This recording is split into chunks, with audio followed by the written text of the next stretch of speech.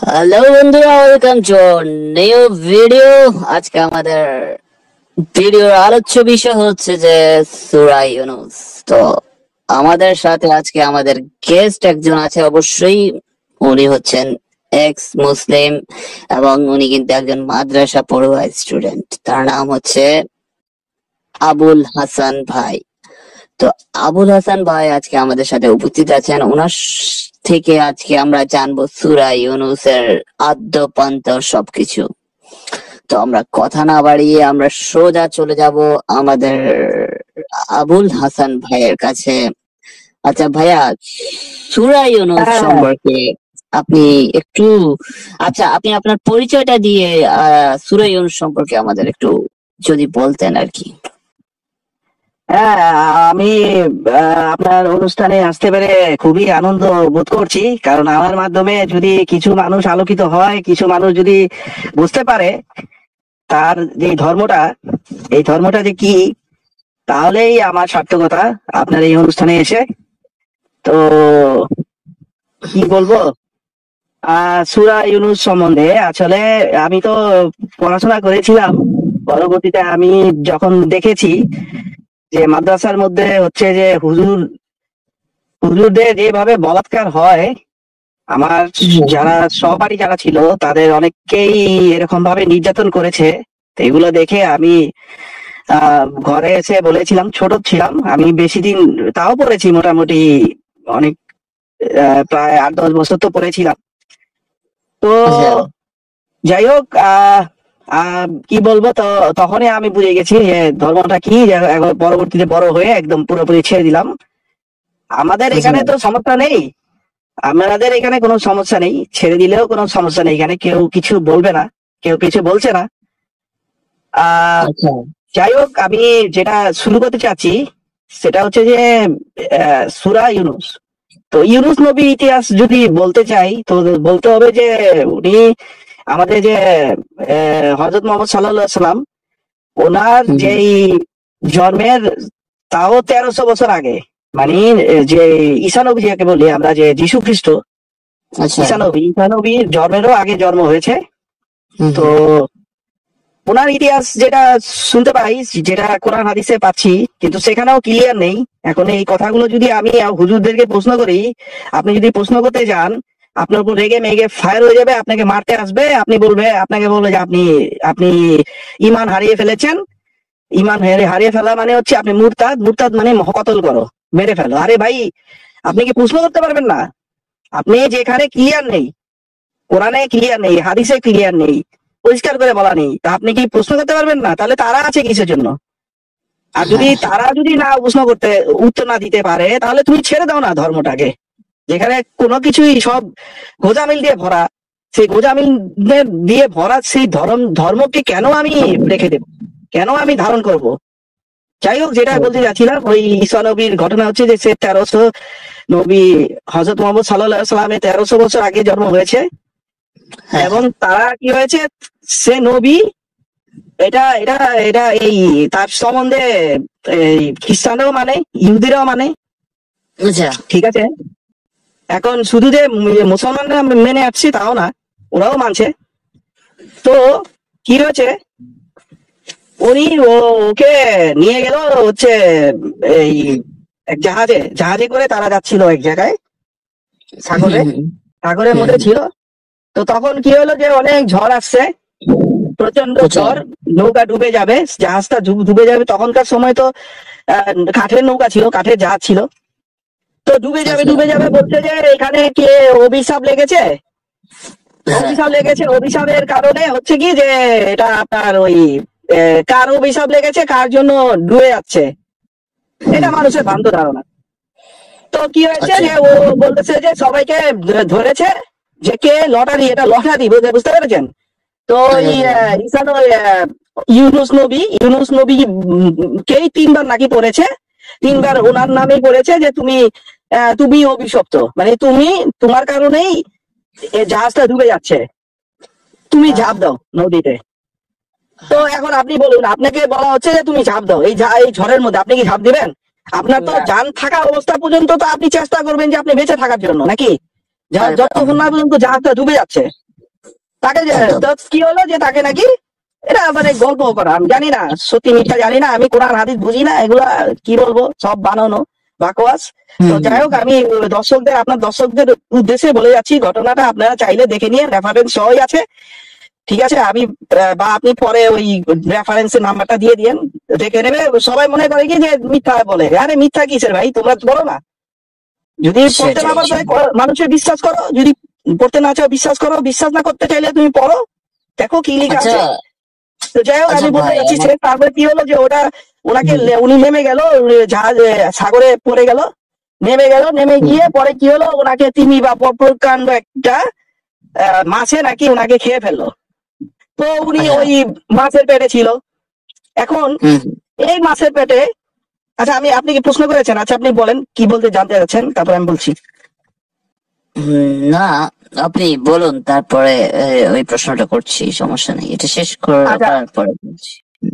আচ্ছা আচ্ছা, তো ঠিক আছে। তো কি হলো যে ওই, ও কি করেছে যে ওই মাছের পেটে ছিল, তো মাছের পেটে থেকে তো সে সবাই সবার ধর্ম অনুযায়ী প্রার্থনা করবে, ডাকবে, এটাই তো স্বাভাবিক।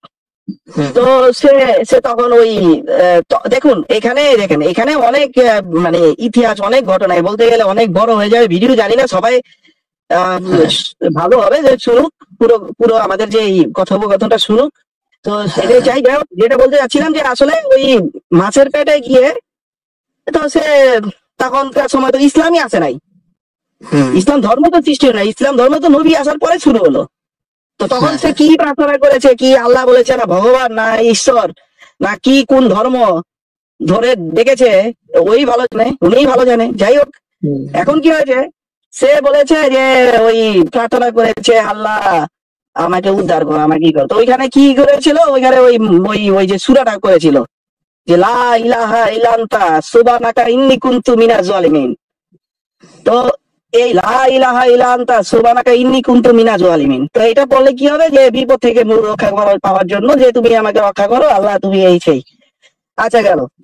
এখন সেখানে নাকি কোন কোন জায়গায় বলা আছে যে 3 দিন 3 রাত ছিল ওই হুম। পেটের মধ্যে, কোন কোন জায়গায় বলা আছে যে 40 দিন ছিল।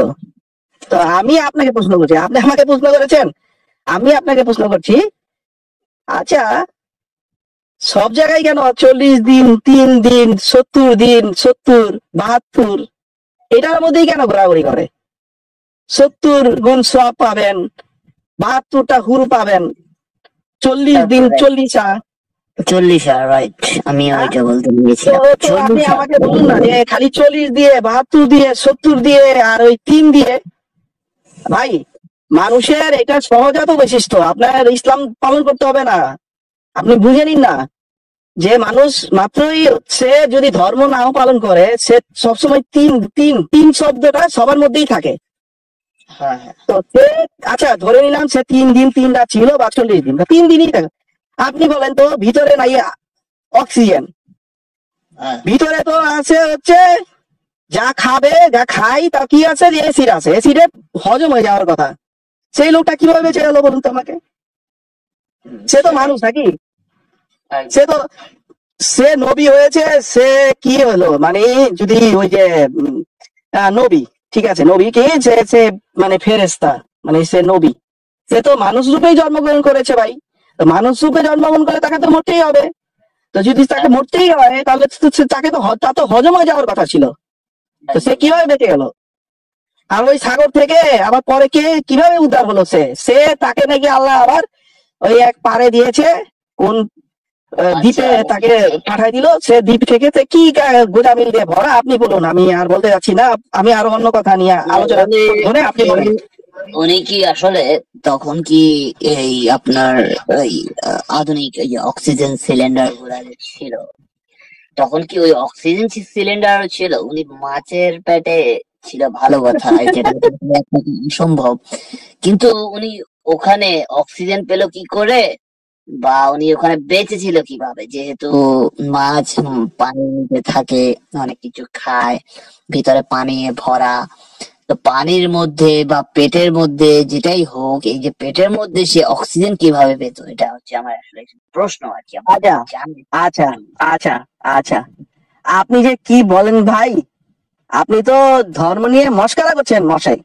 কি করছেন, কি বলছেন এগুলা, এইসব কথা? ইসলাম কি বিজ্ঞান, বিজ্ঞানকে কি পছন্দ করে নাকি? ইসলাম কি, ইসলাম বিজ্ঞান হচ্ছে, বিজ্ঞান এটা হচ্ছে ইসলামের বহির্ভূত কাজ। আচ্ছা, বিজ্ঞান হচ্ছে ইসলামের বহির্ভূত কাজ। কেন আপনি সেটা জানেন না যে কন্ডম ইউজ করা নিষেধ? হ্যাঁ, সেটা তো কন্ডম অবশ্যই। যদি কেউ ব্যবহার করে তাহলে তো সে মানে ইসলাম পালনই করলো না। কেন আপনি জানেন না যে টুথব্রাশ দিয়ে ব্রাশ করা নিষেধ? নবী হ্যাঁ, রাসূল হ্যাঁ। কি করেছিল? ওই মেসওয়াক দিয়ে ব্রাশ করেছে, মেসওয়াক দিয়ে, এবং এটা হচ্ছে সোয়াব, এটা সুন্নত, এটা সুন্নত। এবং আপনি জানেন না যে অজু করতে হলে সব একসাথে, ওই নোংরা পানি হোক আর যেটাই হোক, সেই নোংরা হুম। পানিতেও অজু করলে এটা হচ্ছে বৈধ। সবাই একসাথে করা এটা হচ্ছে সুন্নত। তো আচ্ছা। এইখানে বিজ্ঞান, এখানে সিলিন্ডার গ্যাসে তো প্রশ্নে ওঠে না, কি বলেন মশাই? তো সেটাই তো, তো এটা তো যদি আসলে আপনি অনেক আপনি চিন্তার দেখুন না, বিষয় আপনি আর কি। দেখুন না যে ইসলামের, আচ্ছা আপনি দেখুন না যে ইসলামের মধ্যে আহ, কেউ আছে, একটা একটা একটা বিজ্ঞানী, একটা কাউকে দেখাতে পারবেন? যদি আপনি বলেন যে ওই ইবনে সিনার কথা যদি বলেন, আপনি যদি আমাদের ভারতবর্ষের যে ডক্টর আবুল কালাম আজাদের কথা বলেন, ওনারা তো ইসলাম ধর্ম পালনই করেনি, ওনারা তো ইসলামের বাইরে ছিল, ওনারা তো মাদ্রাসায় যায়নি। মাদ্রাসায় গেলে, মাদ্রাসায় তো যদি ইসলাম যদি বিজ্ঞানকে প্রশ্রয় দিত, ইসলাম যদি বিজ্ঞানকে সাপোর্ট দিত, তাহলে তো মাদ্রাসায় বিজ্ঞান একটা সাবজেক্ট থাকতো। একদম। তো আপনি হয়তো বলতে পারেন যে তাহলে ওই যে অনেকে হুজুররা বলছে যে কোরআন থেকেই সবকিছু নাকি সৃষ্টি, তো হ্যাঁ, সেটাই তো। ওগুলা যদি সৃষ্টি হয়ে থাকে, এখন তাহলে আজকে ইহুদিরা ইহুদিরা এই যে কোরআন শরীফকে চুরি করে পড়ে নিচ্ছে নাকি? যে ইহুদিরা হ্যাঁ, সারা বিশ্বের মধ্যে সবচেয়ে বিজ্ঞানী, সবচেয়ে বেশি, তারা জ্ঞানে বিজ্ঞানের সব দিক থেকে এত সমৃদ্ধ কি করে হলো? হ্যাঁ, সেটাই তো। এখন কথা হলো যে সূরা ইউনূসটা আসলে, তাহলে সূরা আমরা, আচ্ছা আমরা অন্য ইয়েতে না যে আমরা সূরা ইউনূস থেকে আমরা কি শিখতে পারলাম আসলে, আমি আমি যতটুকু বুঝলাম তো আহ, আচ্ছা সূরা, দেখুন, হুম, হ্যাঁ দেখুন ভাই, হ্যাঁ শিখার মধ্যে শিখা হচ্ছে যে তুমি যদি বিপদে পড়ো তাহলে তুমি সৃষ্টিকর্তাকে স্মরণ করা ছাড়া তো আর কোনো রাস্তা নেই। হুম, তো তার যার যার ধর্ম, যার যার বিশ্বাস থেকে তুমি ডাকো, সেটাই শিক্ষা। এখন সে মানবে কি মানবে না, সে কবুল করবে কি করবে না, সেটা তার বিষয়। তো যদি কবুলই করে নিত, তাহলে আজকে গাজাবাসীরা যে ওই যে বল্লার মধ্যে, বল্লার যে চাক বলে না, সেখানে যে ঢিল মারলে কি হয় বলেন তো? পরে তো সব এসে আপনাকে কামড়ে চলে যাবে, তা আপনি মরবেন, না হলে আপনি জ্বরে পড়বেন। হুম, তো ওরা কি করেছে, ওই বল্লার টোপের মধ্যে চাকা মেরেছে, এবার ওরা ওরা মরে সাপ হয়ে যাচ্ছে। ইহুদিদের ইহুদিদের সম্বন্ধে কি জানে না? ওরা জানা উচিত ছিল না? আজকে আপনি ধরুন, আপনি দেখুন, ওইখানে গাজাবাসী যারা আছে তারা না খেয়ে মরে যাচ্ছে। আচ্ছা বলুন তো, আপনি ঈসা নবী, যাকে আমরা এই মানে আমরা না, মানে আমরা তো ঈসা নবী মনে করি, আমাদের কোরআন শরীফে আছে, কিন্তু যেটা কি যে যিশু, যিশু কোরআনে ঈসা নবী। আচ্ছা ভালো কথা। তো ঈসা নবীর জন্ম কর্ম সবকিছু তো জেরুজালেমেই হলো। তো জেরুজালেম কোথায়? ইহুদি, ওই ইসরায়েল। তো ইসরায়েল আর গাজা কোথায়? ফিলিস্তিন, পাশাপাশি। তো ওই পুরোটা জুড়েই তো একটা অঞ্চল ছিল আগে। তো সেখানে যদি যিশু বলেছিল যে একটা রুটি ধরে আকাশের দিকে ধরে ধরে, ওরা কি বলে, ঈশ্বর বলে, বলেছিল যে ঈশ্বর তুমি এই অভুক্ত যারা আছে সবাইকে খাদ্য দাও। তো ওই যিশু যিশু তো খ্রিস্টান, তো তারা সে বলেছিল খাদ্য দাও। তো ওইখান থেকে কি হয়েছে যে রুটি নিয়ে যাচ্ছে, রুটি আর শেষ হচ্ছে না। তো এত রুটি, মানে তার খাবার আর শেষ হচ্ছে না। তাহলে কই ভাই?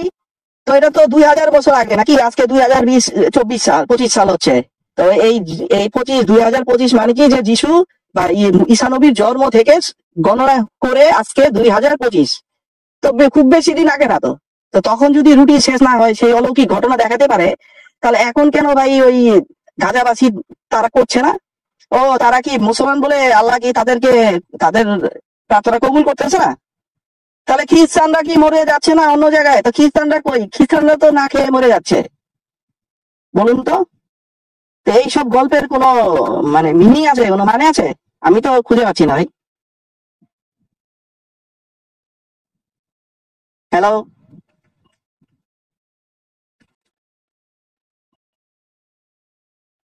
শুনতে পাচ্ছেন?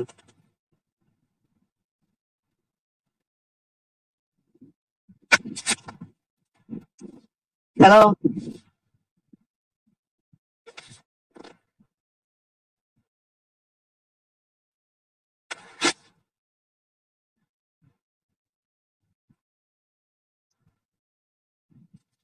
আপনার মনে হয় ভয়েসটা বন্ধ হয়ে গেছে।